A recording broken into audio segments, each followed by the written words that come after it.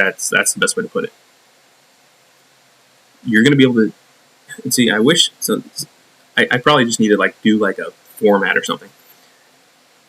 I'm actually going to put this at the beginning of the video, and then we're going to kick into the video. This is important.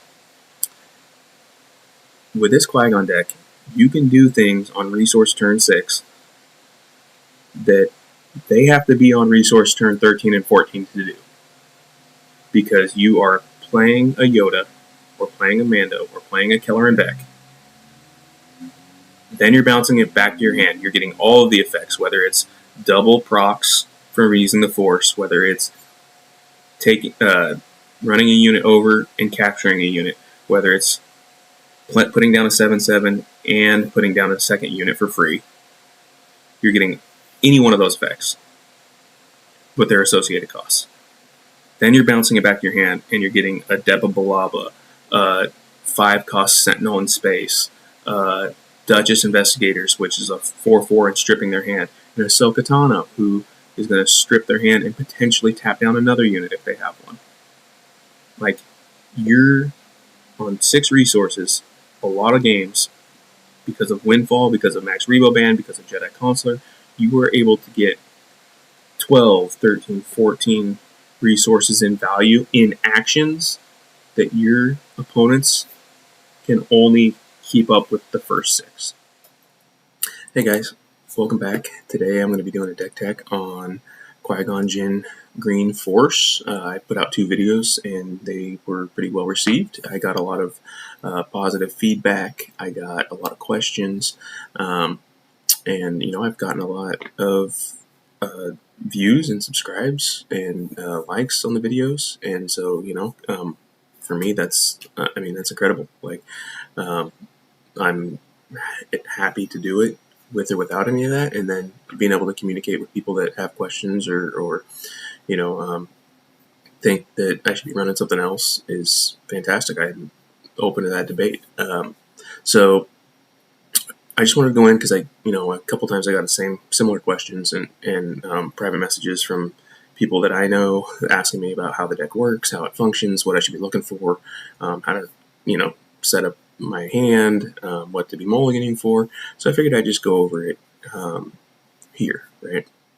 So with Qui-Gon Jinn, there is some, he does something that other decks don't do, right? He breaks a norm in the game, right?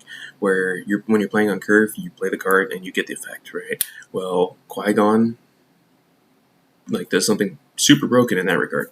He can play on curve, get an effect, bounce the card back, and then play a card that's obviously that's what Qui-Gon does, that costs less than the card you just played, and get a second effect, right?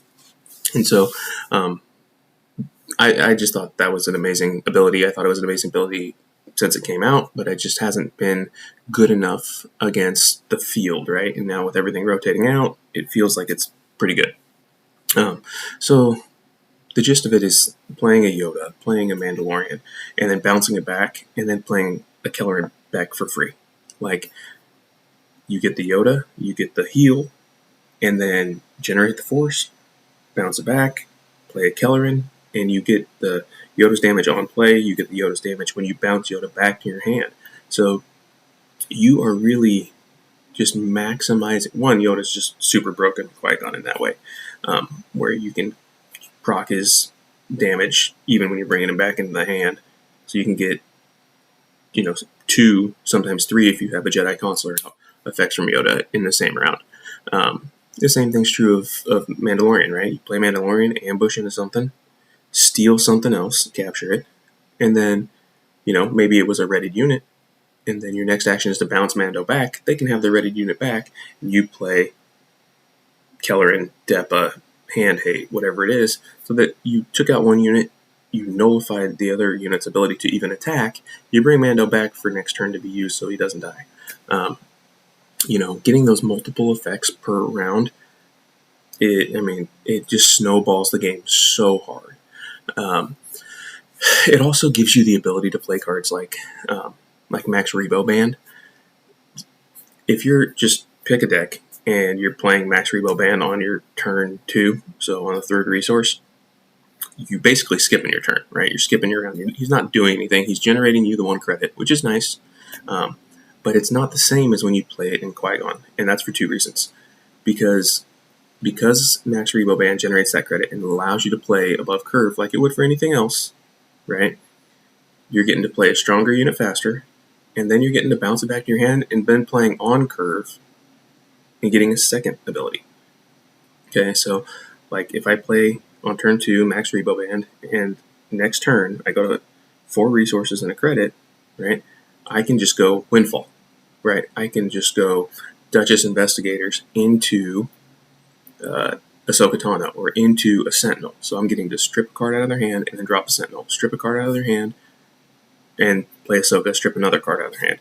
Or play the Duchess Investigators, strip a card out of their hand, bounce it back, Contracted Hunter, ambush, right? I'm getting the Max Rebo Band allows me to play that above curve and still get 2 abilities, right? One ability I shouldn't have that round, and then one that is the maximum value for the round that I'm at.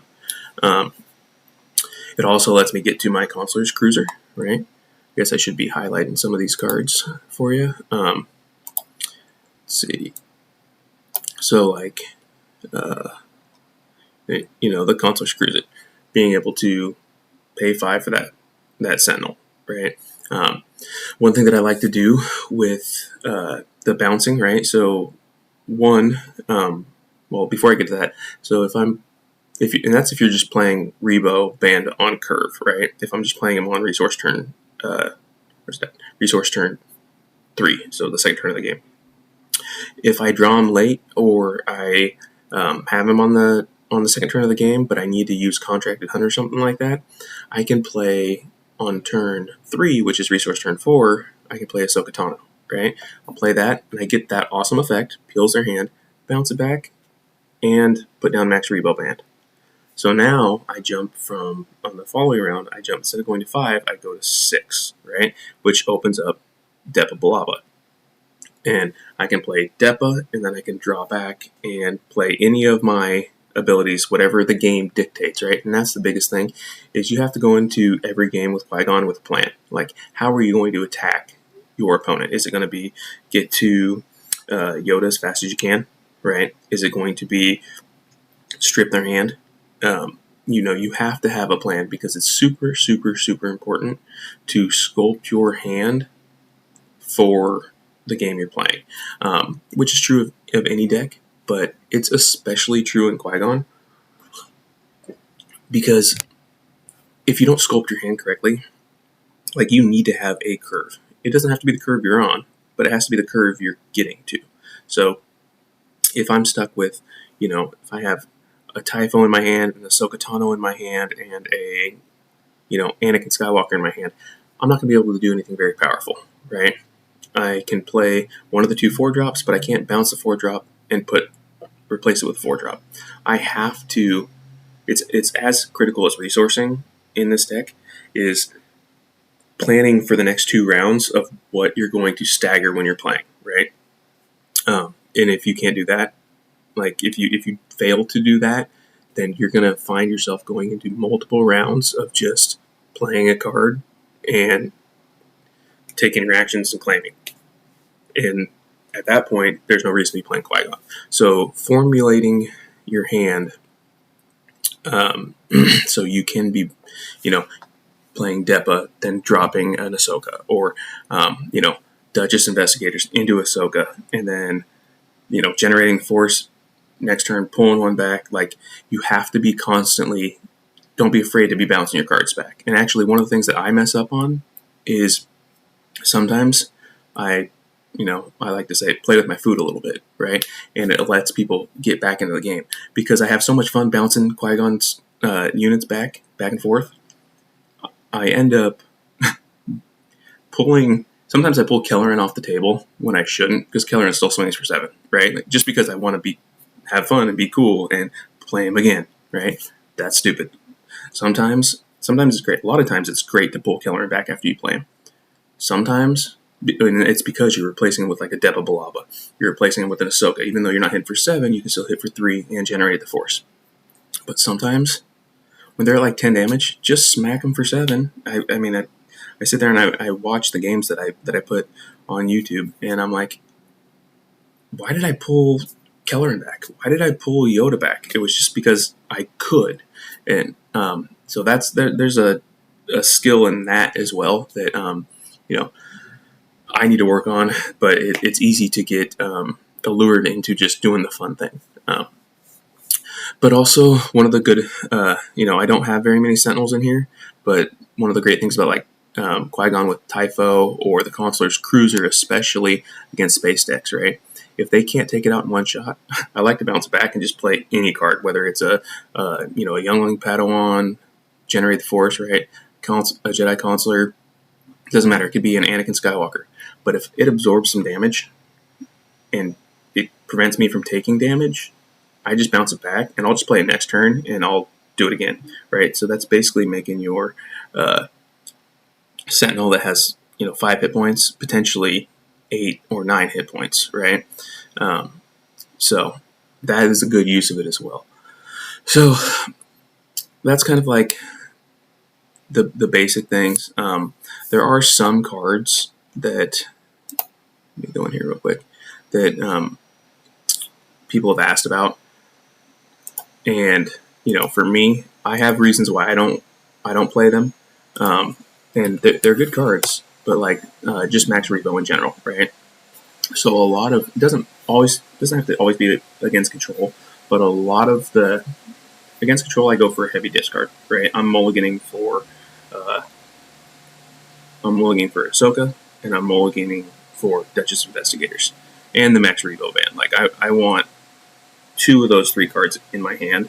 At bare minimum, I want 1, but I want at least 1 discard package card, and ideally a Max Rebo ban. But even in games where I'm not playing control, I'm still using Ahsoka and Duchess Investigators to trim their hand. I'm not trying to just like hand hate punish them, but I am trying to trim their options, right? One of the great things about Qui-Gon is you have so many options, and I'll get into that in a second, but you just want to kind of limit theirs.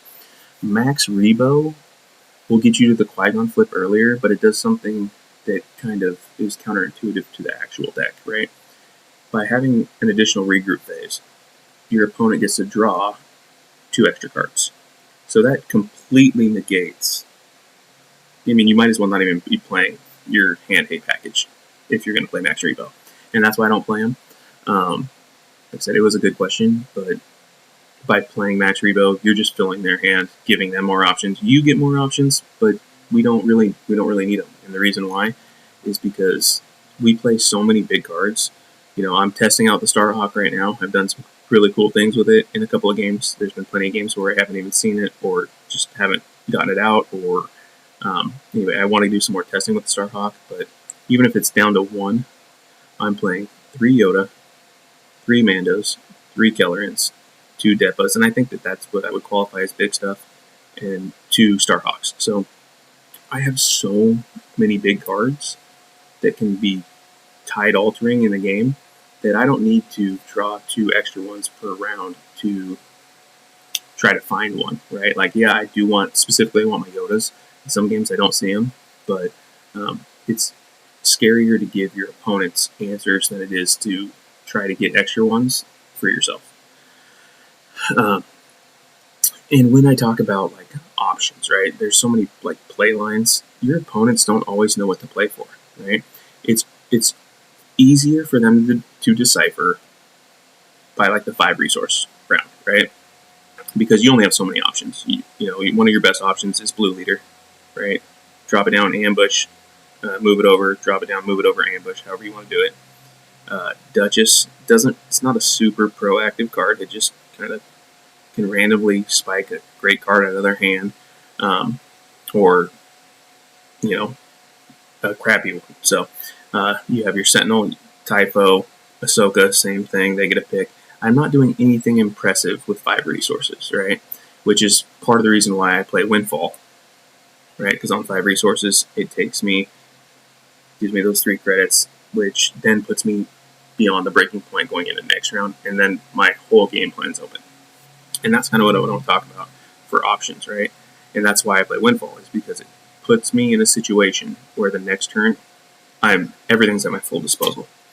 So if I'm playing against this deck and you play a Yoda on me, right, and get his effect and heal 5 damage and nuke something, and then you can generate the force, you have an unlimited amount of options. Like, I don't know what I'm supposed to plan for here.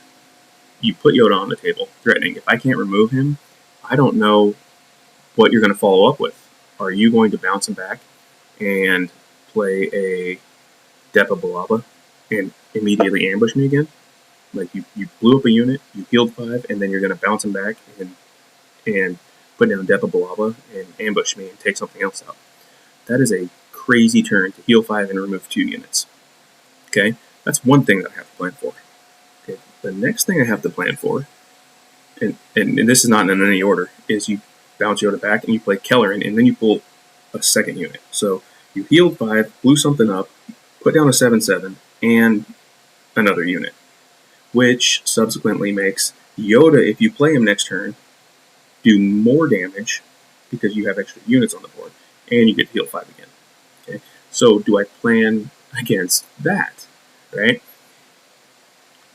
So, and you can't do it with that, but those are the two big ones. But you can also pull them back, drop a Typho. You got a Sentinel, right?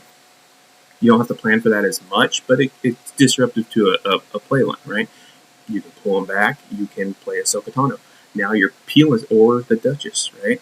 Even though it's not super proactive, it's peeling stuff out of my hand, whether it's random or intentional. Like, I get to choose what I'm discarding, or I have to discard one at random. So now you got to blow up a unit, heal for 5, put a 4/4 down on the table, and randomly discard a card out of my hand. And next turn, guess what? You're having Yoda heal again and blow something up. So that's kind of the whole point. Is most decks you can kind of plan for, oh, I'm afraid of this happening. Here, is it flickering, or are you doing that?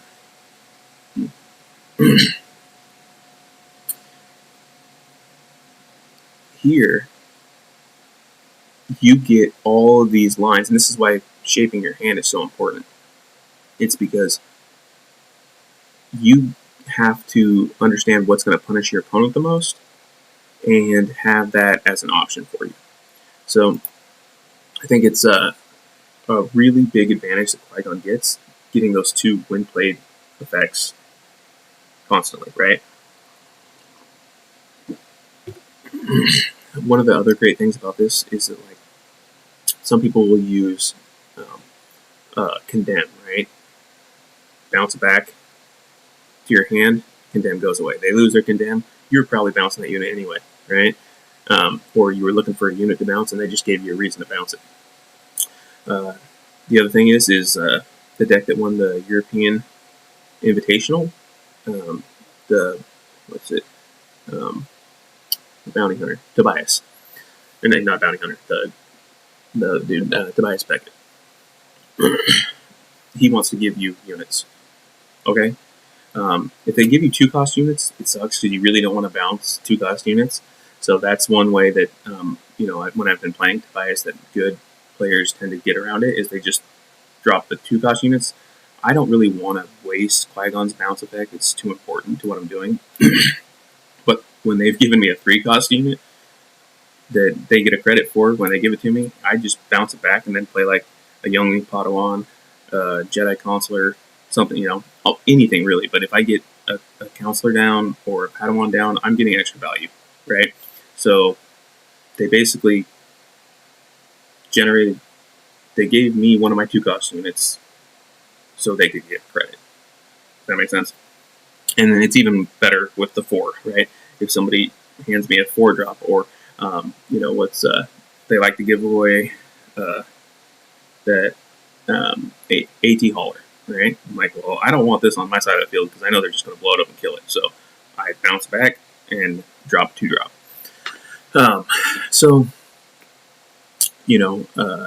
There's a lot of cool things about bouncing cards back to your hand that most people overlook.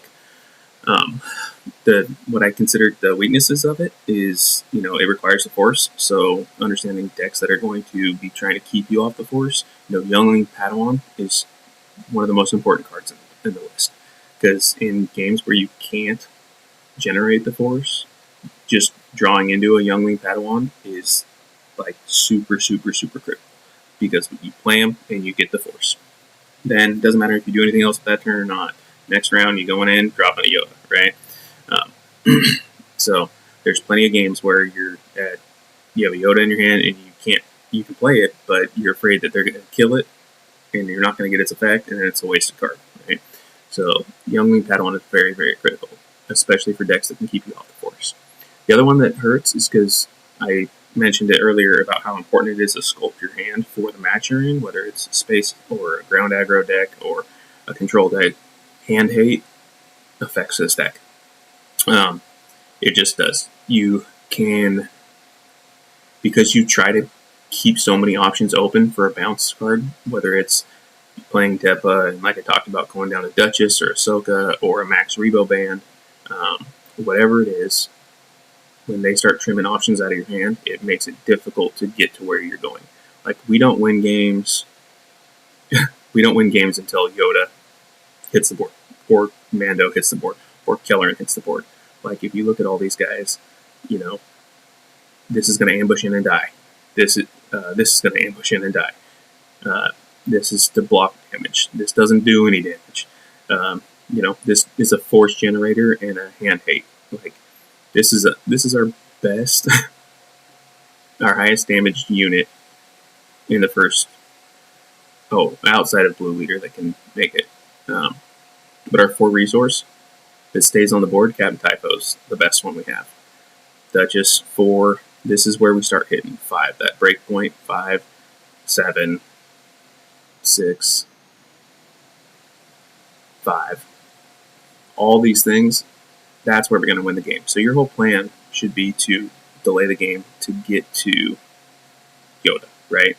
And I just say Yoda because he's the best top end that we have, but that's what we're going for. So that's kind of your plan. Now how I go about like the actual game, what I'm looking for in an opening hand, it varies depending on what I'm going against. So I spoke a little bit about this earlier. If you are playing against a control deck, I'm hard mulliganing for one of my discard package cards. I don't consider in a control deck this to be a hard discard package card, just because they tend to play less units. I still hold on to it, but it's not one of the cards I'm hard mulliganing for, because by the end of the game they're going to start playing Lawbringers and whatever else. You bounce in your hand and remove it or a single reactor ignition, right? So, because they're only going to have 2 or 3 cards in their hand, and all of them are going to be good, and so you're going to peel one of them. And then, I'm looking for a Duchess or an Ahsoka Tano, and I would like to get the Rebo band going as early as possible, to force them to use removal on it or ignore it, because it doesn't do much damage. And that's really the worst thing they can do, because the faster I get to my big stuff, the harder it's going to be for them. So it's pretty straightforward. Just try to play a threat every single turn, something little, make them burn through as much of their removal package as possible. Contracted Hunter is pretty much just an auto resource card, because you're almost never going to get to use it. But Anakin's Pod Racer, even if they have a unit down, I will. And if they can't trade with it, I'll just play it and let them figure out what to do with it. Just because I want them to burn up all of their control cards before we get to, I only have these 9 massive units, 10, 11. Count Starhawk. I do not want them to have 6 removal cards left. They can just delete these cards. Otherwise, I have to draw into every single one of them to beat them, right? I want them to have 3 or 4 left in their deck.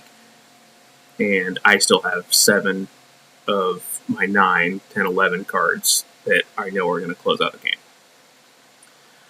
game. So, against ground aggro, I am hard mulliganing for a contracted hunter, right? So like other force decks that play 2 4s, I'm hard mulliganing for a contracted hunter. I'll keep a hand if it's really good without one, but even if I draw like a Jedi Consular in my opening hand, but I don't draw either Anakin, Spot Racer, or Contracted Hunter, I'm going to throw it back and try to find one. And the reason why is because it's such a snowbally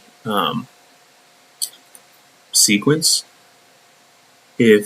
Especially if you have initiative, and you open with any of our first turn plays, which are all force units that can generate the force, they play a 2-4 or a 2-3, and I follow it up. So I play one, they play one, I claim, turn 2, walk in, and Contracted Hunter remove their unit.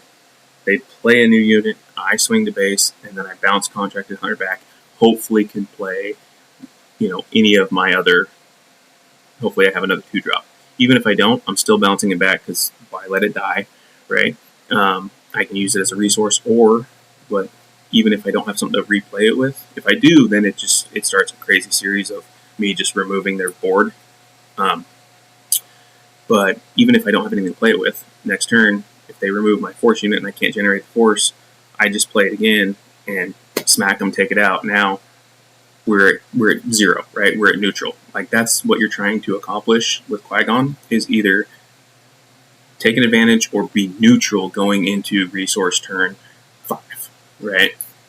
And the reason for that is because you just don't want to be negative. If you get too far behind, we can't heal until we get to Yoda. So there's a couple things. Understanding the breakpoints and your win condition, right? Like, so since Yoda, Yoda, Mando, Kelleran, those are our win condition. Windfall, like this is a critical mass card in this game, or in this list. And the reason why is because on 5, if I play Windfall, next turn I go to 6 with 3 resources. Okay, I can play any of my 11 cards, right? They're going to be able to play 6 resources worth. I get to play, at worst, a Kelleran deck, right? And they only get 6 resources to deal with it. Mando comes in, cleans up a board, right? Left with a little bit of life. Even if they remove it, the unit that I captured is exhausted, right? The other thing that Windfall does that I always fail to mention is because it's just one action, that's my turn, right? And swing to generate the force. If I have 3 units out, I play Windfall. If I have the force already, I'm just claiming, right? I'll take the damage if I know that they're going to take an action, right? But I'm not going to risk not getting the first action. If I have a Yoda in my hand, a Mando in my hand, something that helps with initiative, I don't care. Nothing that I can do on that turn, getting 4 or 5 incremental damage into their base, is more important than dropping a Yoda, healing 5, which is probably all the damage they put on you in the last round, and nuking something. Or coming down with Mando, blowing up a unit, capturing another one, preventing 5 or 6 more damage, right? And starting your engine. So Windfall is super critical. The one thing that's really, really cool about this is, so that's going on turn 5. So that's playing it on resource turn 6, which is turn 5, right? You're getting Yoda on 5. Or if on turn 2 you play Rebo Band, turn 3 you have 4 credits you have 4 resources and 1 credit, which makes 5. Then you play Windfall, right? And then turn 4 you have 5 resources and 3 credits, which gives you turn 4 Yoda, turn 4 Mando, turn 4 Kelleran Beck, right? So the Max Rebo Band is the only way to get to Yoda on turn 4, right? Because Max Rebo Band on turn 2 lets you play Windfall on turn 3, which gives you Yoda on turn 4. So understanding how to get your big cards out as soon as possible ups your win percentage in this game. right? Playing to it. So there's times where I have in my hand a Contracted Hunter and a Max Rebo band, and I'm thinking, okay, I can play Contracted Hunter and do the bounce and tech to try to get it back and forth, or I can absorb 2 turns worth of damage, and on the board they're showing 3 or 4 damage, and I can let that get in to play the Rebo band because they're not going to kill that. They can't do it in 1 round. So by the time they do it, I'm going to be able to put a Yoda down. The other wonderful thing about this deck is, like, if you do get a Max Rebo band down, now you're playing above curve and you're putting down threats that are bigger that they have to answer. So oftentimes I found that Max Rebo band gets ignored by my opponents because I'm presenting larger, bigger threats faster. And that just allows Max Rebo to just be a unit that sits there and just boom, boom, boom, boom, boom. Sometimes I'll spend, like, I'll be at 6 resources and have 2 credits from just over the scope of playing cards and having Max Rebo band, and I get to play a Yoda, 2 rounds early. And the Yoda dies, or I bounce it back to my hand and play something else. Doesn't matter. It could be any card. The great thing about Max Rebo band is once I get to that threshold, well, the next turn the resource goes up 1, and if it doesn't get removed, now I'm at 7 resources and I have another credit, so I can replay Yoda again. So it's super, super important understanding how Max Rebo gets you to those breakpoints and how to present other. Every time they're removing a unit that you play or bounce back and forth, they're not hitting your base, right? And all they're doing is delaying it to where you're organically at 8 resources, so you can just play a Yoda, a Mando, or a Killeran right out of your hand. So it's one of those things. It's I guess it's kind of harder for me to explain, but Max Rebo band is super clutch in this deck, and I'm really gonna go up to 3. I just have to figure out what to cut for it, but because of what I'm talking about, the reasons that I'm speaking about right now, is the Max Rebo band does so much work for you in this list without. It's like the death by 1,000 paper cuts, right? They don't really see what's happening until it's too late. They're like, how did he play Yoda on turn 5, and then he played Mando on turn 6, and then he played a Yoda again on turn 7? Like, if you get to do that, you're not losing the game. Like, there's no way you're losing the game, and that's really what this deck does, right? And the one thing that when I'm communicating this, it's you're not just playing a Yoda on turn 5. You're playing a Yoda on turn 5, and then you're bouncing him, getting a second proc, and you're playing an Ahsoka Tano and stripping his hand. And then on turn 6, you're playing a Mando, and you are stealing a unit and bouncing it back and playing a Depa Balaba.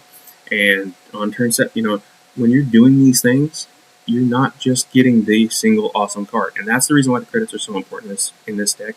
That's the reason why Max Rebo band, that's the reason why Windfall is so important. You're not just playing the giant unit. If you were just playing the giant unit, it wouldn't matter. That's the reason why other decks don't play Windfall. And I probably should have started with that.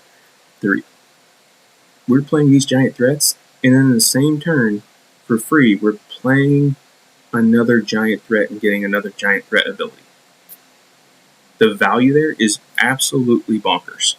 So that's what I'm looking for, trying to control the early game or just let the damage through so I can get to my heals fast with Yoda. And I'll link the videos in the description, and it is not uncommon for me to heal for 15 in a game, right? It's not uncommon for me to go Yoda into Killeran Beck and then follow it up the next turn with another Yoda. It's not uncommon. Like, this all stuff sounds like Magical Christmas Land, where it's like, oh yeah, you're getting to play a Yoda and proc some damage and heal 5 and bounce it back and play a Depa and ambush something and remove it, and then next turn play a Yoda again. This happens all the time. Like, it happens almost every game. So, you will be so surprised at how frequently you are stripping people's hands down to nothing. You'll have 5 cards in your hand, and they'll have 1, right? you'll be at 4 damage on base, and you will have you will have ambushed. I mean, I have, how many total ambush cards do I have? I've got 2, 3, 8 total. 9, 10, 11, 12, 13. I have 15 ambush cards. So we're trying to generate these credits and board states to where we're just constantly removing threats. Like, that's the reason why there's no events in here, really. There's the 3, the Will of the Force, because it's basically Waylay, right? It also discards a card. And then Windfall that generates units. So outside of that, all of your value is on playing units. So we're either playing units that remove units with ambush, or we're playing units that strip their hand, incapacitate their game plan somehow, right? And that's really what you're trying to do here, is figure out which path you need to take to shut them down long enough. Because, like I said, once you start getting Yodas in play, once you start getting Mandos in play, there's not much you can do. One cool thing that I did this morning before I did this video is I was on, I think it was just on regular resource turn 7. I played Keller and Beck, dropped a card, right? Or no, sorry. I had played a Mando, so I probably got credits. I can't remember exactly how it happened, but anyway, I played Mando. And the next turn, I was like, he's only got 2 life left because he took out a big unit. I bounced him back to my hand and played Killer and Beck, but I still had 9 credits, right, in my hand. They're not in my hand. I had 9 resources because the new round had started. And I popped in Starhopper, right? So I went from Mando, captured a unit, brought him back, played Killer, and I have a 7/7, put Starhopper out on the board, and now I have Starhopper and Killer and Beck. And now everything costs half. Like, they have to answer something. What are they going to answer? Now, they couldn't answer either one of those units, and the game was over. But it basically was a finisher, right? Like, they're like, okay, now I have 13 damage staring me down in the face, and going into the next round, and everything costs half. So now I can start doing super crazy stuff. So just the weird play lines that you get in here, it takes a little bit to get familiar with it, but really, like, there's no way to explain the amount of value that you can get out of this list. So I'll just briefly go over it. Like, the sideboard, I don't know why I have 1 Beguile. Like, I really probably should just do 3 of these. This is specifically, like, this is the one thing that I would say, there's a couple things that are locked in. This is locked in for aggressive negotiations decks. This is locked in for space decks. This one's locked in for space decks. And then, so you have the 1 Blue Ace, the 1 Beguile, and the 2 Liberties that you could probably play with. This is in here only because at the time I didn't have Starhawk in the main board. Depending on how Starhawk does, I might take this out because after 11 cards, I don't think you need more top end. So you have about 4 cards you can play with on the sideboard. Windfall, max 3. I started with 2, but as soon as I got to play it 1 time, I was like, yep, this is a broken combination in Qui-Gon. So that's locked in. I feel like that's locked in. Maybe you can go down to 2 if you really want, but the games where it's good, it's really freaking good. This is a slot you could play with, the Starhawk. Sorry. Just being able to ambush in having another access to damaging something in Space Arena, something you can play on resource turn 6 right after Windfall, something that's snowbally to victory. I like the idea of it. I don't know if I'll like it in actual practice. I wouldn't feel comfortable not running this in the main board in an event today. The only exception that I could see is like taking the 2 of these out and putting 2 fireballs in the main. And maybe that's the right move. I don't know. But we are weak in space, and we need to have an answer. And sometimes this is just answer enough. 3 of these is required. 1, it's an answer in space, but it's also a 5/5 bounceable on the ground that you can just keep doing. 3 Yoda, mandatory. I used to play 2 Mandos, but then I would go through games where they'd both be in the second 25 cards of the deck, and I'm like, I don't like not having access to them, so I went up to 3. You could probably go down to 2 if you really wanted, but I would do some testing first and make sure you're comfortable with some games never having access to them. Same thing with Kelleran. I didn't think I needed 3, but because our game plan is to go Mando or Yoda into something less, him being that something less is crazy. So I went 3, 3, and 3, and I think that's the right move. But like I said, the Starhawk you can trim down, maybe 1 Mando you can trim down, maybe 1 Kelleran you can trim down, but what are you replacing it with? What's the card that's giving you that extra value? And I've tried playing Qui-Gon in this list, but at 5 health, even though he cleans something up and can bounce something up or down, you can't, if he dies, you can't bounce him. And lots of times, even with Mando's 8 health, I can play him, kill the unit, and capture one, and they can answer him back, so I don't get to bounce him, and that always sucks. Like, Yoda, I feel safe playing. It's hard for them to remove Yoda when I play Yoda. Mando, because I'm ambushing, oftentimes he's only got 3 or 4 health left, and they can find an answer to remove him before I get to bounce him. So Qui-Gon being a 7/5 stat line, oftentimes if he survives, he's only surviving with 1. They can run their only ground unit into him to clean it up so he doesn't even get that effect. I really wanted to play the Qui-Gon unit. I don't like him in this list.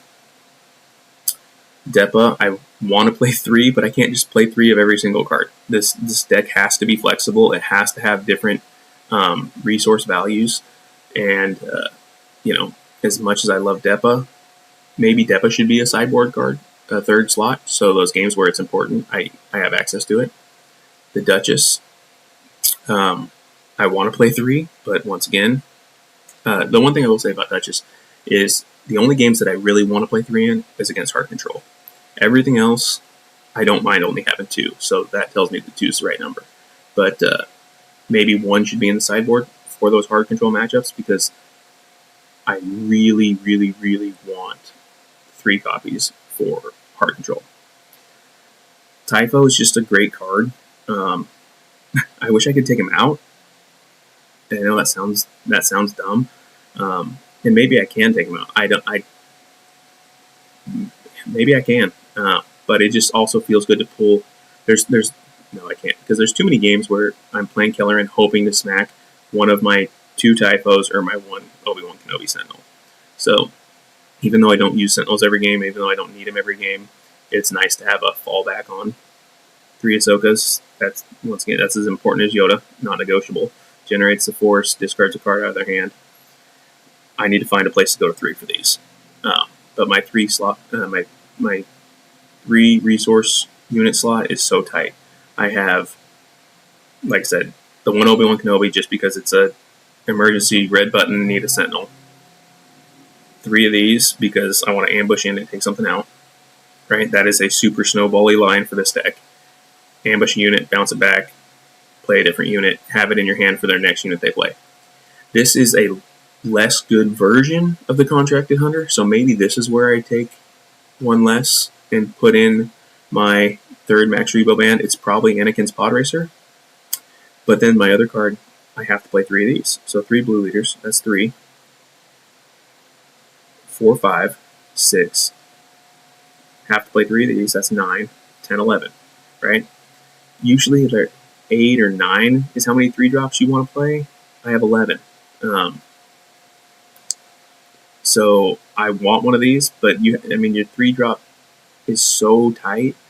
And of those 11 cards, what's that, 3, 6, 8 of them are ambush cards, which is exactly what we're going for. So, trying to cut certain cards, take some experimentation, but I want to keep my 1, have to keep 3 of these.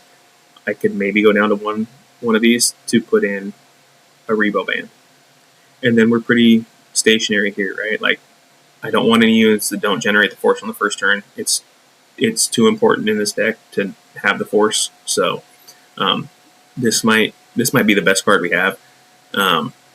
just because it can, once you spend the force to bounce a card, you can play this and just get it back so you can set up your next turn, because it can be brutal if you are bouncing a card and you're going into the next round without a force token. So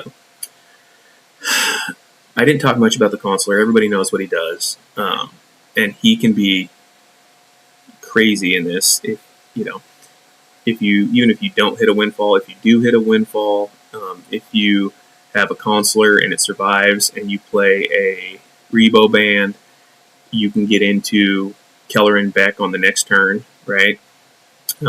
If you're going to 4 resources and have a credit, and you have the force, which this doesn't happen very often, but it has happened enough where I'm playing, I'm using the Consular to drop a Keller and Beck early or a Mando early. I never do it with Yoda, but when I do it with Mando, and if I'm at 5 resources and a credit, and boom, drop a Mando, like it's just, there's so many ways to get to where our top end early that it's game altering. And it's not just because we're getting to our top end. Like I said, I'm going to nail this home, is we're getting to our top end, and then we're getting that unit, and we're getting to bounce it back and get another unit. Like there's no way to underscore the value of playing Yoda or playing Mando or playing Keller and bouncing it back and playing Peppa Balaba. That's ridiculous. Like, that's more great stuff that you can do in a turn. The only way that they can get to a turn like that is if they have like 13 resources and you're doing it on resource turn 6. That's the best way to put it. You're going to be able to, and see, I wish, so I probably just need to do like a format or something. I'm actually going to put this at the beginning of the video, and then we're going to kick into the video. This is important. With this Qui-Gon deck, you can do things on resource turn 6 that they have to be on resource turn 13 and 14 to do. Because you are playing a Yoda, or playing a Mando, or playing a Keller and Beck. Then you're bouncing it back to your hand. You're getting all of the effects, whether it's double procs from using the force, whether it's running a unit over and capturing a unit, whether it's putting down a 7/7 and putting down a second unit for free. You're getting any one of those effects with their associated costs. Then you're bouncing it back to your hand, and you're getting a Deba Balaba, 5-cost Sentinel in space, Duchess Investigators, which is a 4/4 and stripping their hand, and a Ahsoka Tano, who is going to strip their hand and potentially tap down another unit if they have one. Like, you're on 6 resources, a lot of games, because of Windfall, because of Max Rebo ban, because of Jedi Consular, you were able to get 12, 13, 14 resources in value in actions that your opponents can only keep up with the first 6. And that's why Qui-Gon Jinn is a fun deck, and that's why it's a good deck. So, now that you've heard that spiel from me twice, because I'm putting that in the beginning, thank you for watching. If you would like more content from me, please like and subscribe. Like I said, I've been overwhelmed by the positive reinforcement that I've gotten and the feedback that people have been giving me. So thank you, and I will see you next time. Have a good day.